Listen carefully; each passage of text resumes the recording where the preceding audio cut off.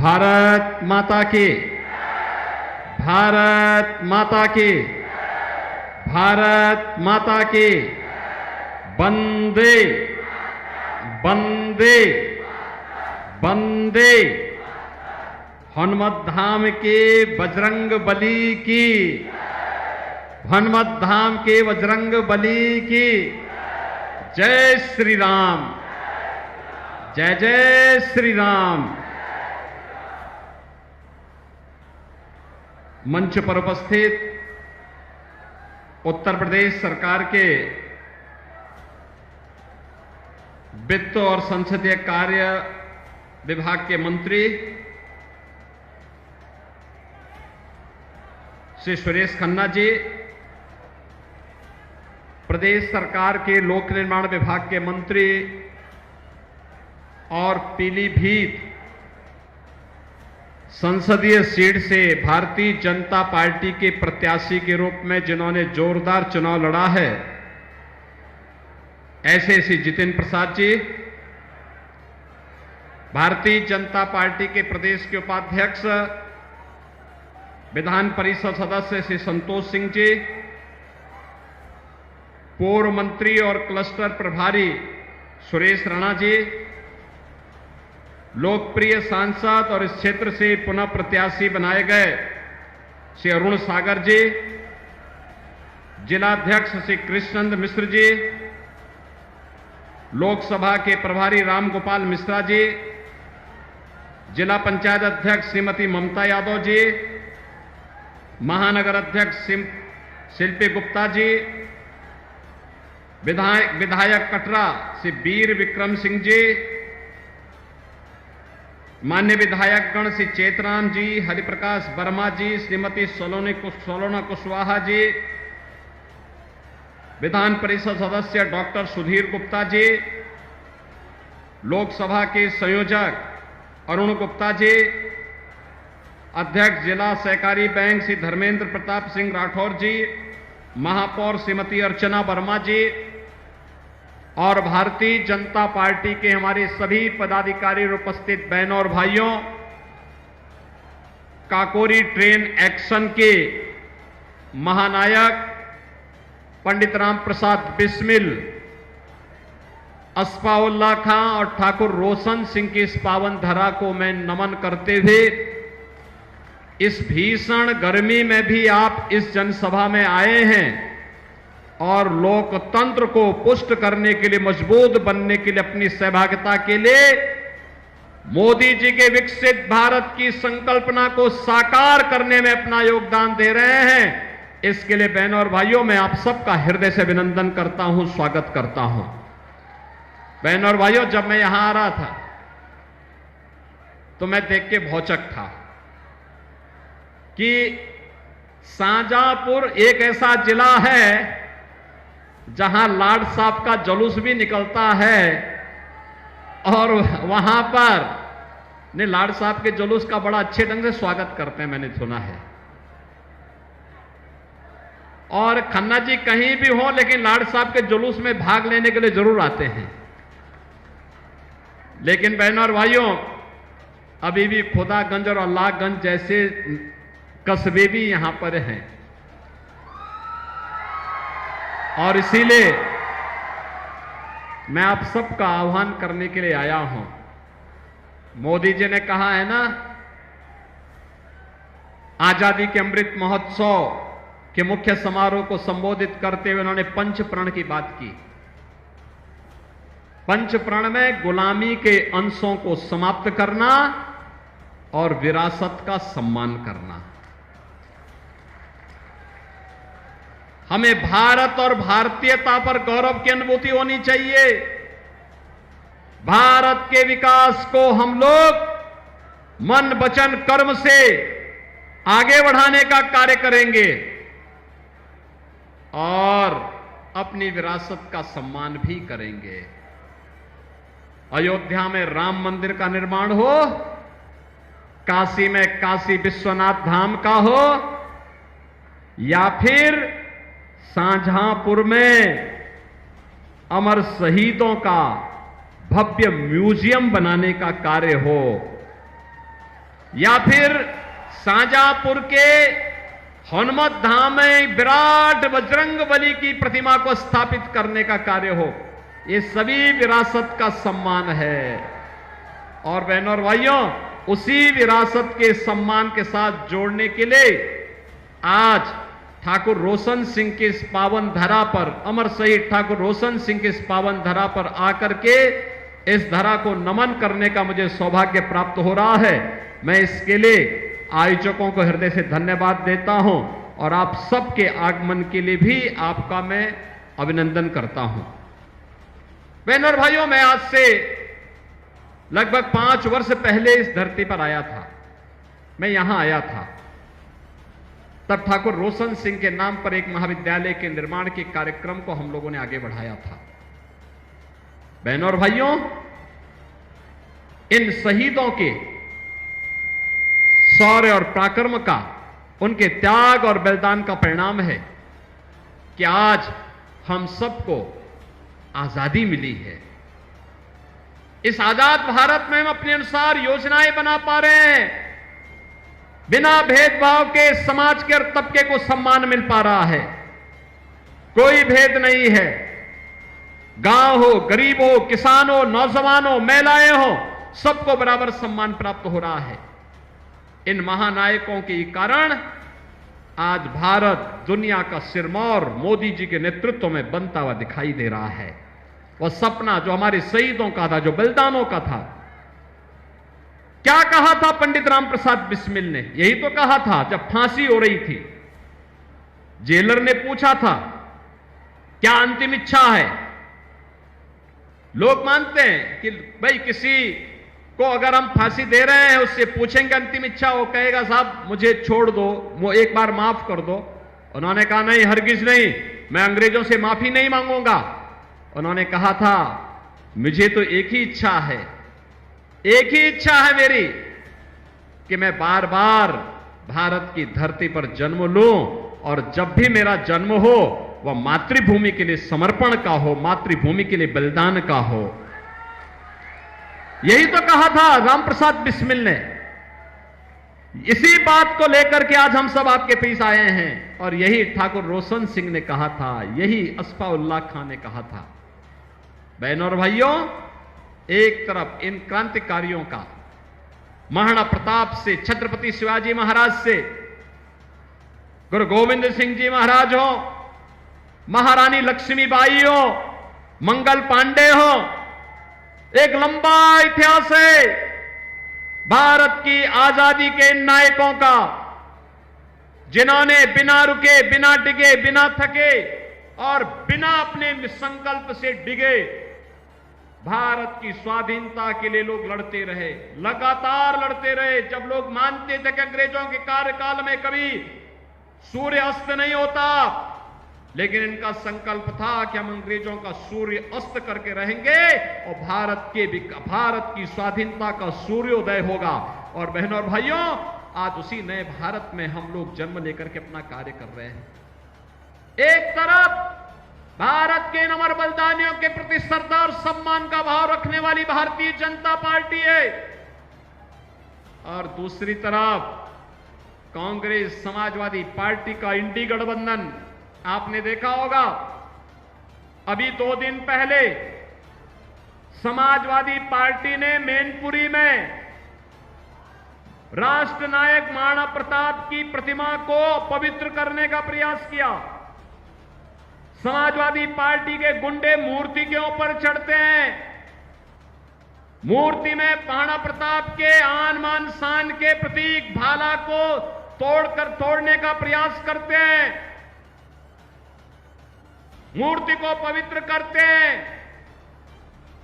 गाली गलौज करते हैं।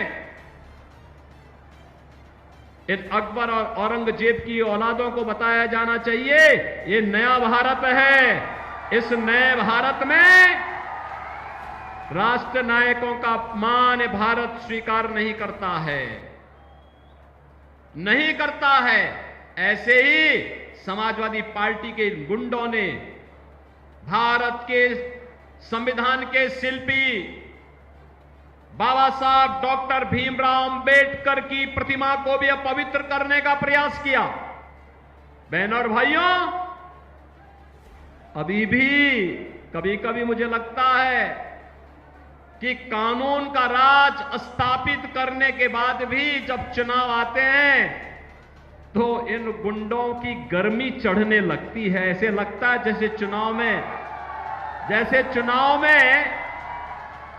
जैसे चुनाव आते ही इनको लगने लगता है कि जैसे अब ये लोग फिर से जनता पे अपना कहर ढाने लग जाएंगे। लेकिन इनकी गफलत है ये।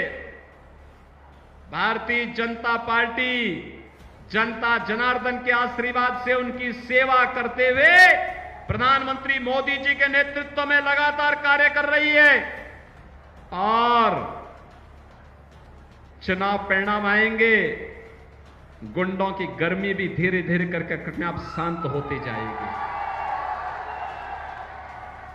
बहनों और भाइयों, आज देश अपने आजादी के अमृत काल में प्रवेश कर गया है और अमृत काल का संकल्प क्या है? विकसित भारत। क्या संकल्प है? विकसित भारत, आत्मनिर्भर भारत। आत्मनिर्भर भारत का मतलब हर नौजवान आत्मनिर्भर होगा, उसके हाथ को काम होगा। हर महिला आत्मनिर्भर होगी, उसके हाथ को कार्य होगा।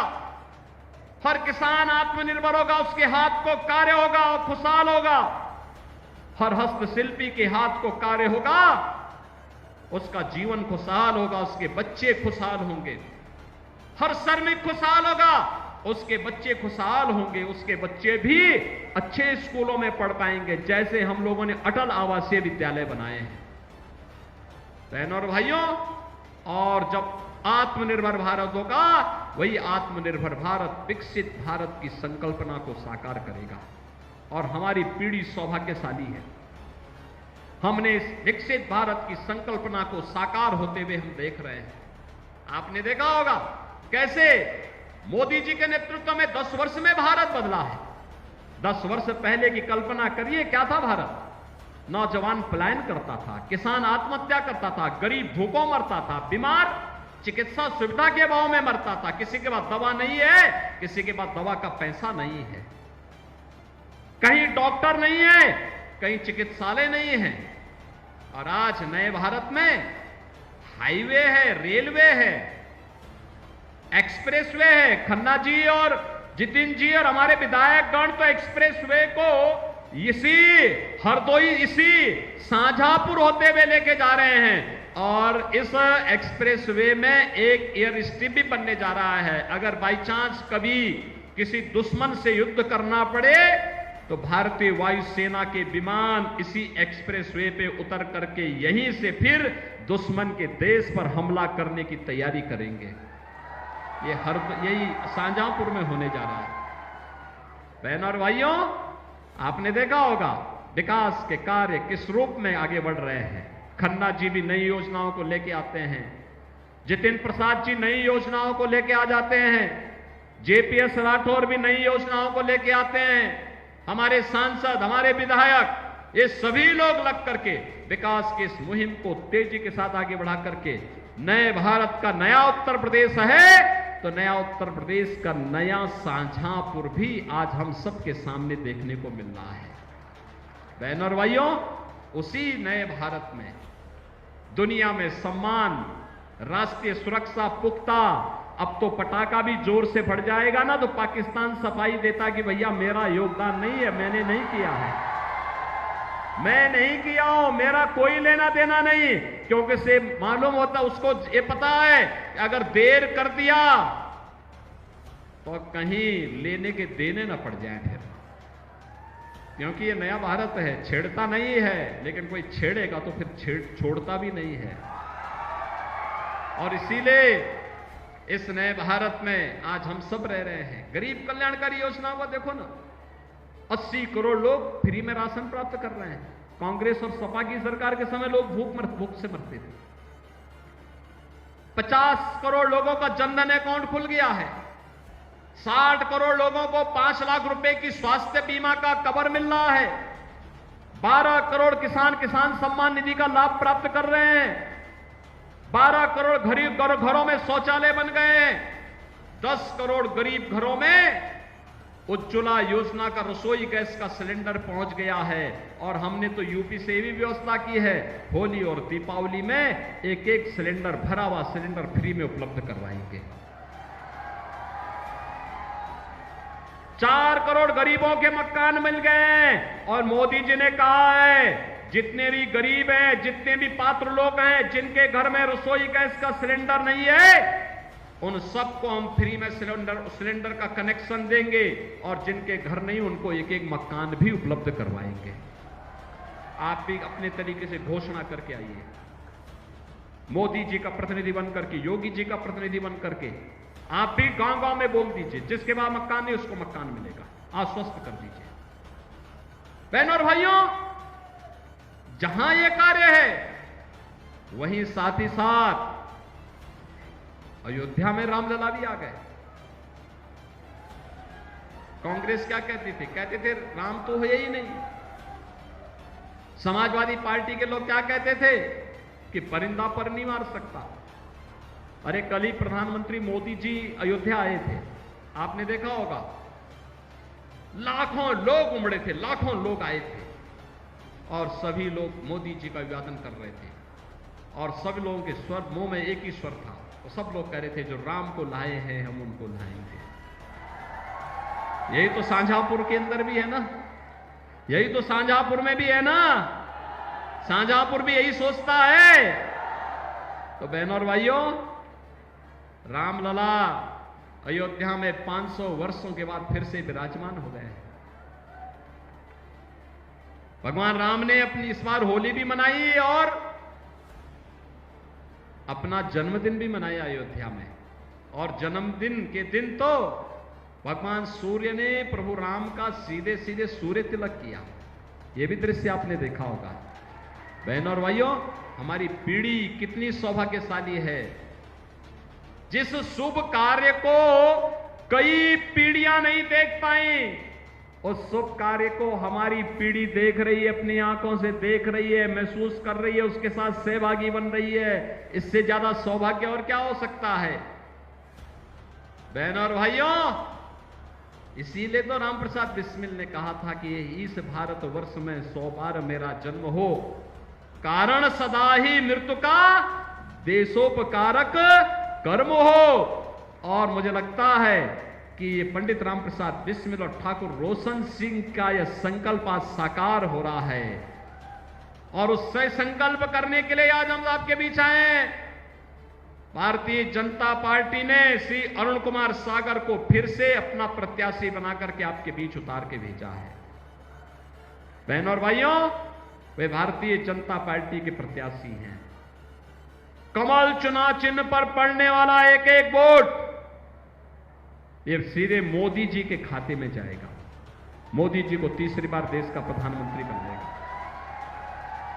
मोदी जी का प्रधानमंत्री बनने का मतलब दुनिया की ताकत के रूप में उभरता हुआ भारत, विकसित भारत, आत्मनिर्भर भारत, ऐसा भारत जिसको कोई दुश्मन आंख नहीं दिखाएगा। और उस भारत के अंदर आपका भी सम्मान सुरक्षित होगा, आपके घर में भी समृद्धि आएगी, आपके यहां भी विकास होगा। और उसी के लिए हम लोग आए हैं।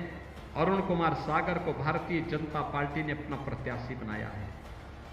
भारतीय जनता पार्टी के प्रत्याशी हैं निषाद पार्टी ने, राजभर पार्टी ने, अपना दल ने, राष्ट्रीय लोक दल ने भी ने अपना समर्थन दिया है। ये सभी लोग उनके साथ सहभागी बन रहे हैं। आप भी अरुण कुमार सागर को अपना आशीर्वाद देने को तैयार है ना? कमल चुनाव चिन्ह पर तैयार है? अरे जोर से बोलो शाहजहांपुर वालों, सहमत हैं? सभी लोग सहमत हैं? लेकिन बहनों और भाइयों, इसके लिए आपको एक काम करना पड़ेगा। 13 मई को तो वोट स्वयं तो डालना पड़ेगा। हर व्यक्ति को 2-2 परिवारों की जिम्मेदारी लेनी पड़ेगी मतदान स्थल पर ले जाने की। ले जाएंगे? और अभी आपके लिए प्रचार का समय है। आज बहनों और भाइयों 6 मई हो गई, लगभग 6 दिन प्रचार के। इन 6 दिनों में आप कम से कम 4-4 घंटे देश के लिए कमल चुनाव चिन्ह का समर्थन मांगने के लिए क्या घर घर जाएंगे? मोदी जी का प्रतिनिधि बनकर के जाएंगे, अरुण सागर बनकर के जाएंगे, वोट मांगेंगे, लोगों को बताएंगे कि हमें विकसित भारत बनाना है ना? तो बहनों और भाइयों, इसी के लिए मैं और हमारा पूरा मंच आपसे अपील कर रहा है। घर घर जाएंगे, मोदी जी को फिर से प्रधानमंत्री बनाएंगे और मोदी जी के प्रधानमंत्री बनाने में शाहजहांपुर का योगदान होगा। इसके लिए अरुण सागर को यहां से जिता करके भेजेंगे। सहमत हैं? सहमत है ना? तो फिर मेरे साथ बोलेंगे दोनों हाथ उठा करके, भारत माता की, भारत माता की, भारत माता की।